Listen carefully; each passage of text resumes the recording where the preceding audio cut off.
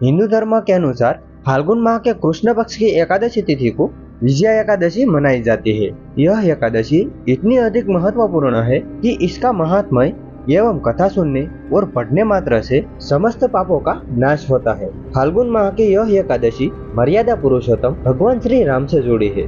इस व्रत के प्रभाव से मनुष्य को हर क्षेत्र में विजय की प्राप्ति होती है। इस वर्ष में 6 मार्च को विजया एकादशी मनाई जाएगी। विजया एकादशी की कथा के अनुसार त्रेता युग में मर्यादा पुरुषोत्तम भगवान श्री रामचंद्र को 14 साल का वनवास हो गया। तब वे श्री लक्ष्मण और माता सीता के साथ पंचवटी में निवास करने लगे। वहां पर दुष्ट रावण ने जब सीता जी का हरण किया तब इस समाचार से श्री रामचंद्र जी तथा लक्ष्मण अत्यंत व्याकुल हुए और सीता जी की खोज में चल पड़े। बाद में वह जटायु के पास पहुँचे तो जटायु उन्हें सीता जी का वृतांत सुनाकर स्वर्गलोक चला गया। उस आगे जाकर उसे सुग्रीव से मित्रता हुई और बाली का वध किया। हनुमान जी ने लंका में जाकर सीता जी का पता लगाया और उनसे श्री रामचंद्र जी और सुग्रीव की मित्रता का वर्णन किया। वहां से लौटकर हनुमान जी ने भगवान राम के पास आकर सब समाचार कहे। श्री रामचंद्र जी ने वानर सेना सहित लंका को प्रस्थान किया।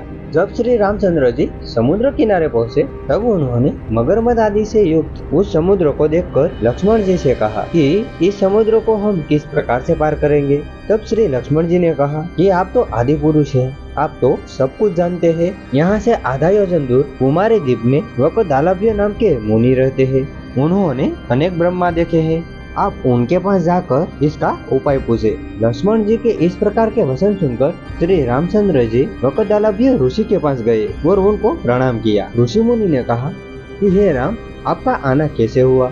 रामचंद्र जी कहने लगे कि हे ऋषि, मैं अपनी सेना सहित यहाँ आया हूँ और राक्षसों को जीतने के लिए लंका जा रहा हूँ। आप कृपा करके समुद्र पार करने का कोई उपाय बताइए। मैं इसी कारण से आपके पास आया हूँ। वकदालभ्य ऋषि बोले, हे राम, फाल्गुन माह के कृष्ण पक्षी एकादशी का उत्तम व्रत करने से निश्चित ही आपकी विजय होगी। साथ में आप समुद्र भी अवश्य पार कर लेंगे।